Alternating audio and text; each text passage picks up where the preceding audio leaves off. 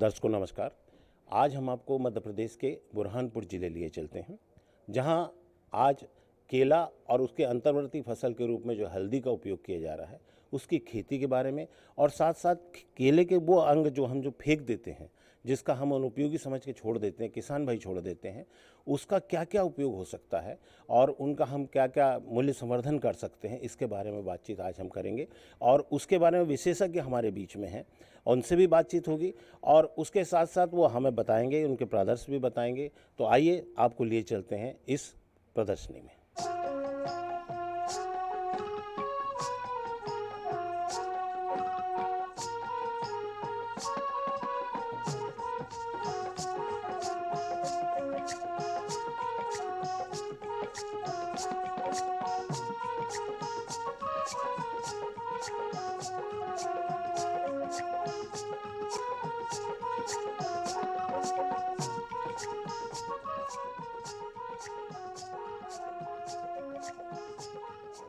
अभी हम लोग को जैसे 2018 में हम लोगों ने केले से बने रेशे का प्रोडक्ट बनाने का स्टार्ट किया।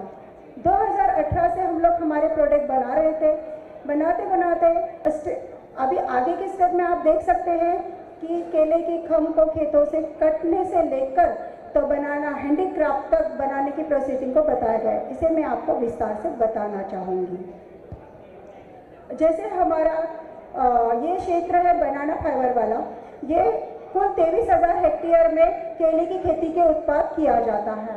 अब इसमें 9 करोड़ 20 लाख खम को हम आसानी से उपलब्ध कर सकते हैं। सर्वप्रथम हम केले के खम को खेतों से काट कर फैक्ट्री तक ले जाते हैं और उसके साथ ही एक मशीन से 100 खम प्रति किलो 15 किलो रेशे निकलने का कार्य तथा एक मशीन के द्वारा किया जाता है। वैसे हमारे यहाँ पे बुरहानपुर जिले में 6 मशीनें स्थापित हैं। 6 मशीनों के साथ में 2500 किलोग्राम रेशा प्रति माह हमें प्राप्त होता है। खेतों से खम काट कर लाया जाता है और काटने के बाद में इसको साइज वार कट किया जाता है।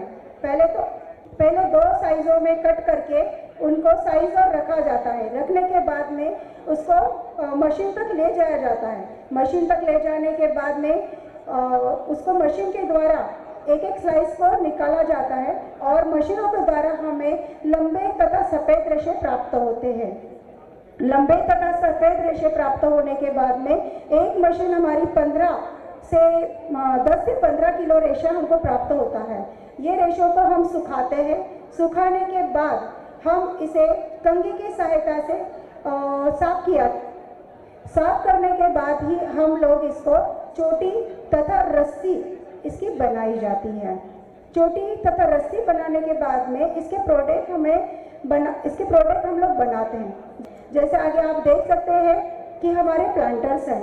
प्लांटर्स को जैसे हम लोग 1-2 दिन के लिए अगर कहीं बाहर जाते हैं तो हम लोगों को पौधों को पानी डालने का टेंशन होता था। अभी हमारे जो प्लांटर्स है, अगर इसमें हम लोग 1-2 दिन अगर कहीं बाहर भी जाते हैं और इसमें एज इट इज वैसे ही छोड़ देते हैं तो इसमें पानी एब्जॉर्ब करने की क्षमता होती है। आगे आप देख सकते हैं कैप बनी है, टी कोस्टर बने हुए, बनाना फाइबर की घड़ी बनी हुई है, पर्स है। अभी आप लोगों को मैं ये बताना चाहूँगी कि हम लोगों ने विगत पिछले साल राखियों का भी निर्माण किया था और उसका सेलिंग भी किया गया। उससे हमें 35,000 इनकम भी हुई। आगे आप लोगों को मैं इसकी क्षमता के बारे में बताना चाहूँगी कि हमारे यहाँ पूरे जिले में 6 मशीनें स्थापित हो चुकी है। 6 मशीनों के साथ में 2500 किलो प्रति माह रेशा निकालने का कार्य किया जाता है। अब हमारी उसके साथ ही जो रेशा निकलता है उसके द्वारा जो झाड़ू बनते हैं, हमारी 20 दीदियों के द्वारा 500 झाड़ू निर्माण करने का कार्य करने की क्षमता है। अब हमारी जो 5 दीदियाँ हैं, 5 दीदियाँ हमारी प्रतिदिन 250 दिए निर्माण करने की क्षमता रखती है। मार्केट की बात अगर हम कहें तो योगा स्टूडियो, लोकल बाजार, होम डेकोरेट बाजार, राज ओवरसीज, आकर विमोनेशन, पेपर डोम कंपनियां, भोपाल लोक रंग मेले में भी हम लोगों ने पार्टिसिपेट किया है। ये नाबार्ड के थ्रू ही कार्य हो पाया है।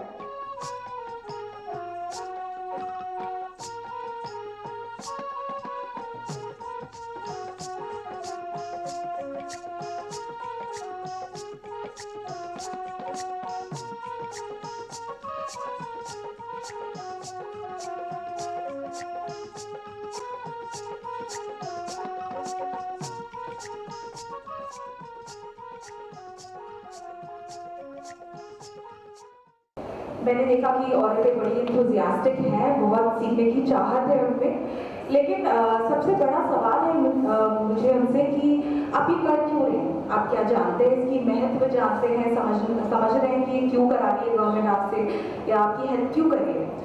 तो मेरे पास कुछ पॉइंट्स हैं और मैं उनको पुटअप करना चाहूँगी। बहुत ही आसान शब्द में लिखा है मैंने कि हमारी सारी औरतें बैठी हैं, आई वुड रियली लाइक कि वो समझे, क्योंकि ये सब कुछ उनके लिए और यहाँ की जनता के लिए हो रहा है, उनको समझना बड़ा ज़रूरी है। तो पहला पॉइंट है मेरा कल्चर इम्पोर्टेंस। जो ये बनाना फाइबर है, बनाना है, इसका कितना बड़ा महत्व है आपकी ज़िंदगी में, इस कल्चर की, हाउ इम्पोर्टेंट इट इज़। आप बनाना की सब्जी बनाते हैं, बनाना फल है, बनाना खाते हैं, दिनचर्या में आपके बनाना ही इस्तेमाल होता है, इनकम आती है, फार्मर है। तो बनाना को आपको इतनी इम्पोर्टेंस देनी होगी कि आप समझ पाएंगे how important it is in your day to day life. चलिए आगे बढ़ते हैं, सस्टेनेबल इम्पोर्टेंस क्या है इसकी। अभी पूरी दुनिया सस्टेनेबिलिटी की ओर बढ़ती जा रही है। अभी मेरे पास बहुत सारे ब्रांड्स आएंगे जो आपको सस्टेनेबिलिटी के ऊपर ज़रूर बताएंगे, पर मैं थोड़ी सी चीज़ बताना चाहूँगी। किसी भी चीज़ का पूर्ण इस्तेमाल करना पूरा एक साइकिल होना चाहिए। चलिए मैं आपको एग्जाम्पल देती हूँ। उषा जी का एक छोटा सा फाउंडेशन है, वो कुछ औरतों को इकट्ठा करती हैं और उनसे क्राफ्ट बनवाती हैं, ठीक है। तो मैं उनके यहाँ गई, मैंने देखा कि क्या बन रहा है, कैसे बन रहा है। उन्हें दिखाया कि स्टेम लिया, स्टेम काटा, उससे फाइबर निकाला, फाइबर सुखाया और उससे हैंडीक्राफ्ट बनाया। लेकिन जब स्टेम निकलती है तब उसका जूस निकलता है, उसका सेक्रीशन निकलता है, उस सेक्रीशन से दे आर मेकिंग फर्टिलाइजर। तो इट्स अ फुल साइकिल। एक और इम्पॉर्टेंट चीज़, जब हम ब्रश करते हैं फाइबर को तो बहुत कचरा निकलता है। तो अब कचरे का क्या करें? तो मैंने देखा एक औरत ने उस कचरे को उठाया and she made nest out of it, उसको सुखा के नेस्ट बनाया। तो इट्स अ फुल साइकिल, आपको हर चीज़ का इस्तेमाल करना आना चाहिए अच्छे से। नेक्स्ट पॉइंट मैं जो बोलूँगी वो है craft and making importance. Craft की इम्पोर्टेंस क्या है? आपको सबसे पहले हम आ रहे हैं आपको बताने के लिए, अरे आपका क्राफ्ट कितना इम्पोर्टेंट है, लोग आपके बनाना फाइबर की तरफ बढ़ रहे हैं, देखिए कि रिसर्चर है, मार्केटिंग है, ब्रांड्स हैं। तो ये आपको स्टार्ट करना चाहिए, आपको समझना होगा कि इसका कितना इम्पोर्टेंस है मार्केट में। स्ट्रैटेजी बनाएं, मतलब प्लान करें अपना कि कैसे काम करना है। I hope I could make little sense to everyone और सब तक मेरी बात पहुंची है। Thank you so much. अरे सुन तो। मुझे क्या सुनाना चाहते हो? जो सुनाओ मेरी सौतन को। किसको? अरे वही तुम्हारा मोबाइल फोन जिससे सुबह शाम दिन रात चिपके रहते थे और कहते थे किसान कॉल सेंटर से बातें हो रही हैं। अच्छा ये बात है। हाँ क्यों, क्या हुआ? अब बात नहीं होती क्या? अब तो झट से बात हो जाती है। संबंधी समस्याओं का अपनी भाषा में तुरंत हल पाने के लिए पूरे भारत में किसी भी फोन से हेल्पलाइन नंबर पर संपर्क करें। किसानों का दोस्त किसान कॉल सेंटर।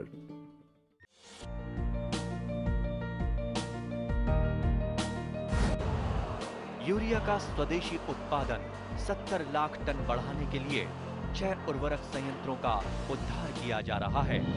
FCIL के गोरखपुर, सिंदरी, तलचर और रामागुंडम संयंत्र, HFCL की बरौनी इकाई और BVFCL की नामरू फोर्थ। सोने पर सुहागा ये है कि देश में अब बनेगा सिर्फ नीम लेपित यूरिया, क्योंकि इससे होगा किसानों का फायदा ही फायदा। अनाज का उत्पादन 10% तक बढ़ेगा, बढ़ेगी 10 से 15% नाइट्रोजन क्षमता।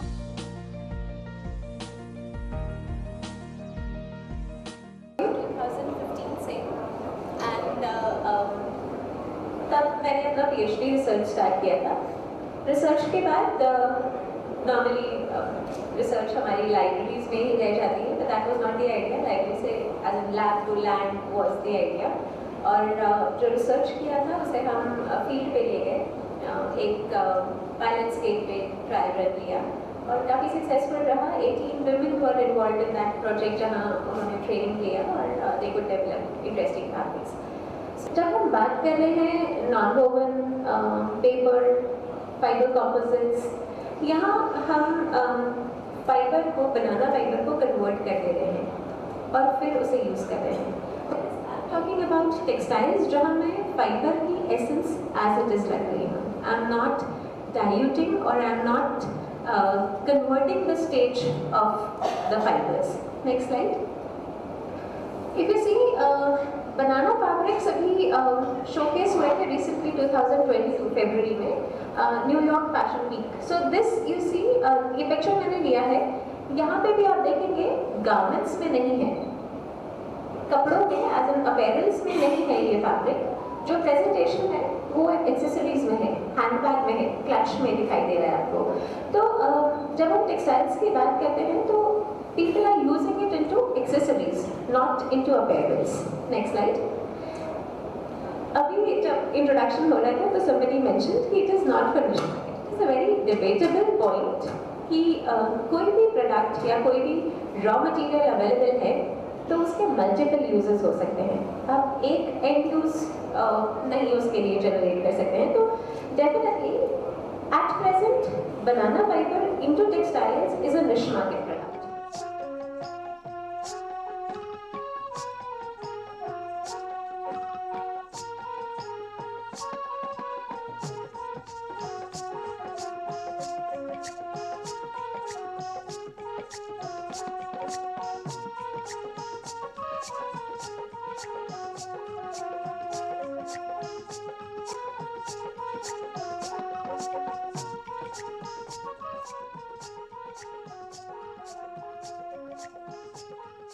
हम एक कॉन्सेप्ट डेवलप कर रहे हैं पहले, agri industry, agriculture based industry. उसका ऑब्जेक्टिव क्या है? Value addition. The major problem for farmers, अब देखिए फार्मर का प्रॉब्लम क्या है। पहले सभी time they work very hard in the field but they don't get much profit. Profit किधर जा रहा है? कौन वैल्यू ऐड कर रहा है उनको मिल रहा है। So why not we help the farmers to develop or to get the value addition. So हम ये सोलर में चल रहा है कर दिया और लूम, इधर बहुत ज्यादा लूम है, मैं देख रहा था पावर लूम है। So ये पावर लूम का कंजम्पशन 400 to 450 वाट्स का पावर है, हम 200 वाट्स पर चल रहा है। So that this concept we have developed। और बाइंडिंग मशीन भी थोड़ा बहुत कम का है और गारमेंटिंग सीइंग मशीन। So ये कॉन्सेप्ट अभी बहुत ज्यादा जगह से फील्ड ट्रेड में चल रही है। ओके, ये टेस्ट कर लिया लाइक बुरहानपुर तमिलनाडु में एक जगह है, तिरुपुर, ईरोड, सेलम, बहुत ज्यादा वीवर्स है, बहुत ज्यादा लूम्स चल रही है उधर हम ये टेस्ट कर दिया। ओके, ये 10 साल के पहले कर दिया, अभी नहीं है। Okay, right. सो ये मगर संग्रहालय नाम पर एक ऑर्गेनाइजेशन है, उधर क्या कर रहा है, सभी सोलर से धागा बन रहा है और कपड़ा बन रहा है, नेचुरल डाई में भी यूज कर रहा है। उसका मार्केट एलाइट मार्केट है। सो अभी 1 मीटर 1700 पे भी सेल्स कर रहा है। ऐसा मार्केट फैब इंडिया बहुत ज्यादा ऑर्गेनाइजेशन अभी they are giving lot of conscious awareness. Okay, right. और कर्नाटका में भी है, आरोविल में भी है, गुजरात गोंडल में भी है। नेक्स्ट। सो हमारा चरखा बिहार में चल रहा था। बिहार में नवाड़ा एक गांव है, आपको बिहार समझने वाला है। When you compare Bihar and Maharashtra, Bihar is having very big problem. उनका सैलरी बहुत कम है। उधर हम 200 सोलर चरखा डाल दिया।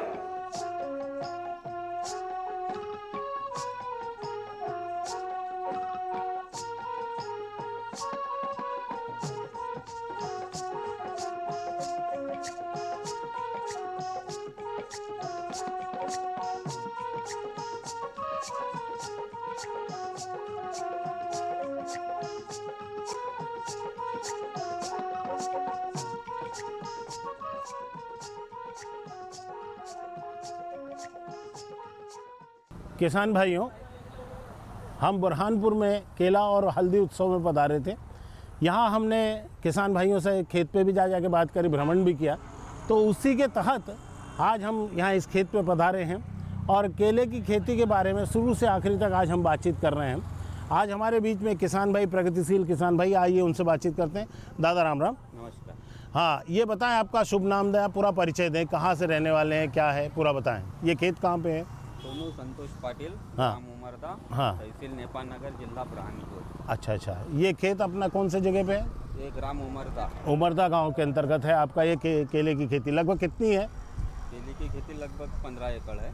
15 एकड़ खेती है आपने। और इसमें आपने जो है प्राइवेट कंपनियों से टिश्यू कल्चर के पौधे खरीदे? जी खरीदे है। हाँ, और उसको लगाया। तो लगाने के पहले क्या क्या सावधानी रखी?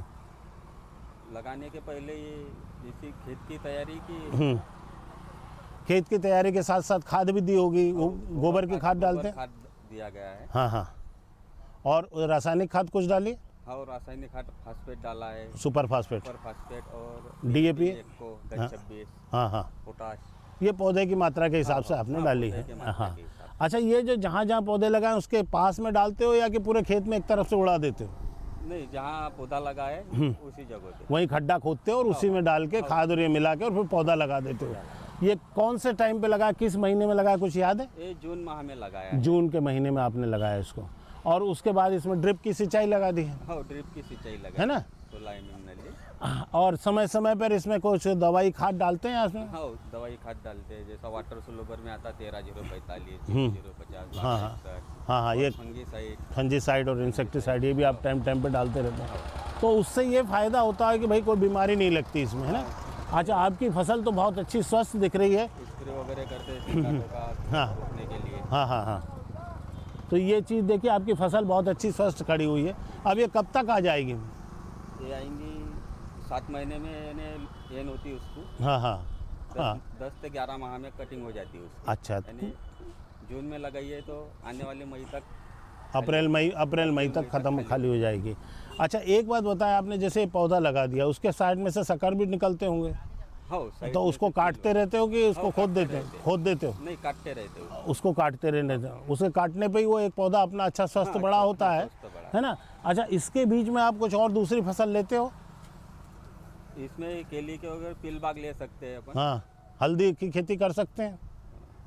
हल्दी की अभी तो केले की लगाइए, हल्दी नहीं लगा सकते हैं, मतलब अंतर्वर्ती में जैसे आपने गर्मी में इसको पौधे को लगाया और उसके बीच में आपने हल्दी लगा दी, तो हल्दी लगा के हल्दी का काम चलेगा जब तक ये पौधा बड़ा होगा, छाँव में आएगा, तब तक हल्दी पक के आपकी निकल जाएगी। तो एक अतिरिक्त आय का साधन भी आपका हो जाएगा। यही हमारे इस सेमिनार का जो हमने आज किया गया उद्देश्य यही है कि आपको अंतर्वर्ती फसल के बारे में भी बताया जाए।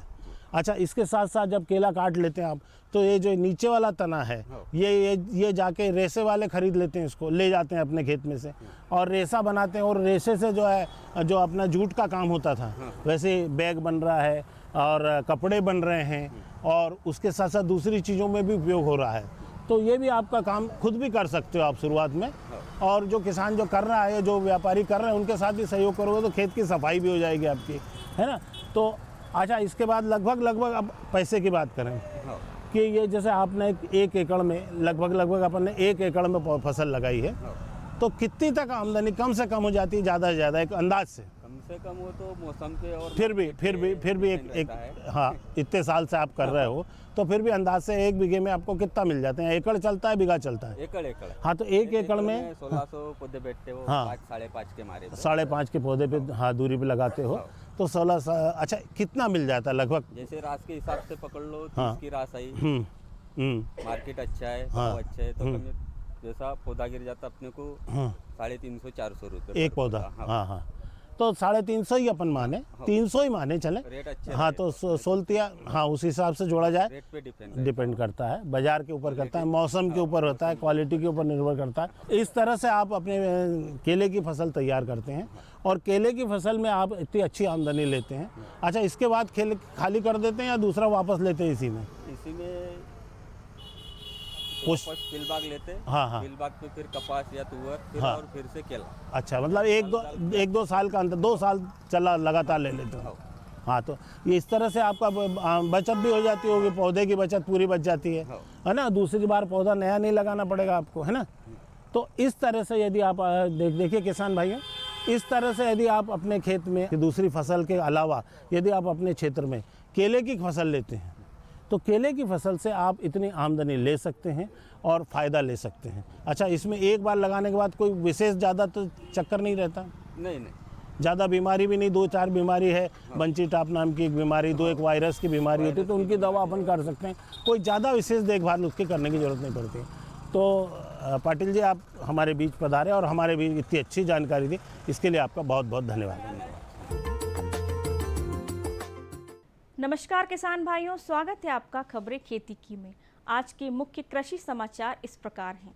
बागवानी फसलों का प्रथम अग्रिम अनुमान जारी, जलवायु अनुकूल कृषि के लिए राष्ट्रीय कार्यशाला, प्याज की रोपाई करेगी ट्रैक्टर से चलने वाली मशीन, हरा चारा उत्तम आहार, पुदीना से बढ़ाएं आमदनी। और अब खबरें विस्तार से। बागवानी फसलों का प्रथम अग्रिम अनुमान जारी। कृषि मंत्रालय ने विभिन्न बागवानी फसलों के क्षेत्र में और उत्पादन के लिए वर्ष 2023 व 24 का प्रथम अग्रिम अनुमान जारी किया है। इसके अनुसार वर्ष 2023 व 24 में देश में क्षेत्रफल 28.77 मिलियन हेक्टेयर में कुल बागवानी उत्पादन रिकॉर्ड 355.25 मिलियन टन होने का अनुमान है। देश में 2023 व 24 में बागवानी उत्पादन प्रथम अग्रिम अनुमान लगभग 355.25 मिलियन टन होने का अनुमान है। मुख्य रूप से केला, नारंगी और आम के उत्पादन में वृद्धि के कारण फलों का उत्पादन 112.08 मिलियन टन तक पहुंचने की उम्मीद है। प्याज की रोपाई करेगी ट्रैक्टर से चलने वाली मशीन। प्याज भारत में एक महत्वपूर्ण व्यावसायिक सब्जी फसल जिसे 3 प्रकारों में विभाजित किया गया है, जैसे सामान्य प्याज, छोटा सामान्य प्याज और मल्टीप्लायर या शैलोट्स, जिसे मद्रासी प्याज कहा जाता है। मल्टीप्लायर प्याज 5 से 6 बल्ब गुच्छों में पैदा होता है। इसकी खेती ज़्यादातर तमिलनाडु, आंध्र प्रदेश, दक्षिण कर्नाटक, ओडिशा के कुछ हिस्सों और केरल में की जाती है। इसकी खेती के लिए 6 महीने तक भंडारित प्याज के बीज का उपयोग किया जाता है। रोपाई में हर बीज की दूरी करीब 15 से 20 सेंटीमीटर रखनी होती है। ऐसे में इसको लगाने में काफ़ी समय लगता है। इसमें रोपाई के लिए उच्च श्रम आवश्यकता और उच्च मजदूरी से उत्पादन लागत बढ़ जाती है। भारतीय कृषि अनुसंधान संस्थान ने ट्रैक्टर से चलने वाले रेस्ड बेड प्याज बल्ब लेट प्लांटर बनाया है। इससे प्याज रोपाई का काम बहुत आसान हो जाता है। इस मशीन में एक चैन लगी होती है जो एक साथ 4 क्यारियों में प्याज के कंदों की रोपाई करता है। हरा चारा उत्तम आहार। जायद मौसम में हरे चारे की कमी प्रायः सभी जगह होती है और यदि हरा चारा उपलब्ध हो जाए तो पशुओं के लिए, विशेषकर दुधारू पशुओं को बहुत लाभ मिलता है और अच्छे दूध उत्पादन का लाभ पालकों को भी मिलता है। कुछ क्षेत्र में एमपी चरी को लगाकर पशुओं के लिए ग्रीष्मकाल में हरा चारा उपलब्ध कराया जा सकता है। इस फसल की कटाई कई बार की जा सकती है क्योंकि इसमें HCN नामक जहरीला पदार्थ कम होता है, जिससे पशुओं को बचाया जा सकता है। इसमें 5 से 6% प्रोटीन होता है। इसका तना पतला और मुलायम होता है, जिसे पशु चाव से खाते हैं और पचाते हैं। इस फसल को लगाने के लिए 1 हेक्टेयर क्षेत्र में 40 किलो बीज की ज़रूरत होती है, जबकि urea 260 kilo, 350 kilo single super phosphate तथा 33 किलो म्यूरेट ऑफ पोटाश का उपयोग करें। साथ ही यूरिया की आधी मात्रा, फॉस्फेट पोटाश की आधी मात्रा बुआई के समय दें। शेष यूरिया को 2 भागों में पहली कटाई के बाद और दूसरी कटाई के बाद देना चाहिए। पुदीना से बढ़ाएं आमदनी। पुदीना एक गुणकारी औषधि फसल है। इससे पिपरमेंट भी बनाया जाता है, जो कि बहुत अधिक कीमत देता है। इसलिए किसान भाई पुदीना लगाएं, लाभ कमाएं। यह सभी प्रकार की जलवायु एवं भूमि में पैदा किया जा सकता है, केवल पहाड़ी बर्फीली भूमियों को छोड़कर। इसका प्रबंधन कलमों तथा कलम कटिंग से होता है। मार्च, अप्रैल एवं अक्टूबर माह पुदीना लगाने के लिए उपयुक्त है। कतार से कतार 20 सेंटीमीटर तथा पोद से पोद 5 सेंटीमीटर की दूरी रखनी चाहिए। 1 हेक्टेयर क्षेत्र के लिए 250 किलो पुदीना कटिंग पर्याप्त होती है। इसे सतत नमी की आवश्यकता होती है। गोबर की खाद डालकर लगाने से अच्छा उत्पादन मिल जाता है। थोड़ी मात्रा में यूरिया की टॉप ड्रेसिंग से अधिक पत्तियां प्राप्त की जा सकती हैं। खेत में खरपतवार निकालकर भूमि के पोषक तत्वों का पूरा लाभ पुदीना को उपलब्ध कराया जा सकता है। तो किसान भाइयों, खबरें खेती की में आज इतना ही। दीजिए अनुमति। नमस्कार। दर्शकों, ये थी हमारे बनाना हल्दी फेस्टिवल की झलकियाँ। निश्चित रूप से आपको पसंद आई होंगी और इसमें आपने देखा होगा कि कैसे एक सामान्य बनाना जो फल है, फल के रूप में ही नहीं, इसका हम अन्य दूसरे मूल्य संवर्धन में क्या क्या कर सकते हैं। और वो भाग जिन्हें हम फेंक देते हैं, जिन भागों को हम अनुपयोगी समझ के उनका ध्यान नहीं देते हैं, उनसे भी हमने कितनी अच्छी अच्छी चीज़ें बनाने हुई देखी है। और निश्चित रूप से आपको ये अच्छी लगी होंगी, पसंद आई होंगी और आपके लिए उपयोगी भी होंगी।